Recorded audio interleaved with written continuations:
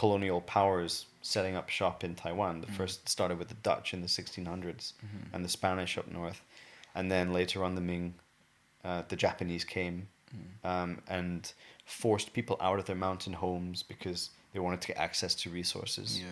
Moved them down to the coastline, forced them to learn Japanese in schools, forced them to go to schools and forced them to learn Japanese. And then after they left, the Chinese nationalists came over from the mainland and did the exact same thing but in Mandarin. So now Japanese, like all these people who'd been forced to learn Japanese, now found that they couldn't communicate with anybody because suddenly nobody was Japanese on the island, and that must be such a major confusion. Yeah, and now it was like, okay, now you all have to learn Mandarin. They're like, fuck, you know. Yeah. So, but there were things like Taiwan was under a period of martial law for about 30 years. So there was no indigenous or minority languages allowed to be in print or spoken in public or spoken at schools. Oh, wow. If you spoke your language at school, you'd be beaten or be forced to wear like a plaque, something to identify that said, I will only speak Mandarin or something like that. Like you'd be humiliated at school by your peers because maybe you're the only Aboriginal, or you and your friend are Aboriginal, but then the rest of the class are Chinese. And you turn to your friend and you say something in Mandarin, and now 30 other kids are pointing at you and laughing, right? Yeah. And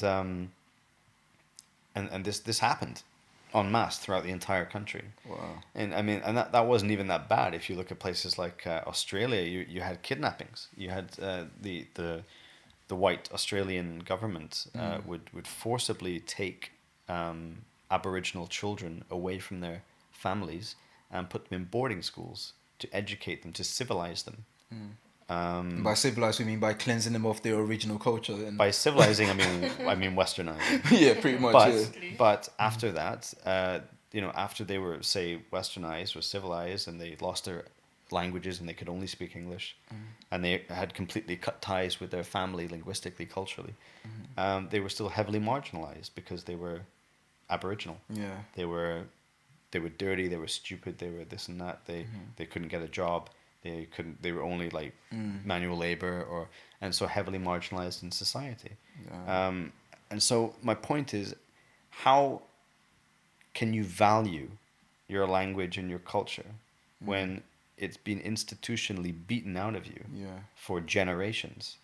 That goes across all cultures pretty much, yeah. Yeah, and it's really hard to come back from that. It's really hard to look at yourself as an Aboriginal or whatever and say, I'm proud of who I am and I'm proud of where I come from, because that's not the narrative that you've been told since you were born. That's such a powerful statement.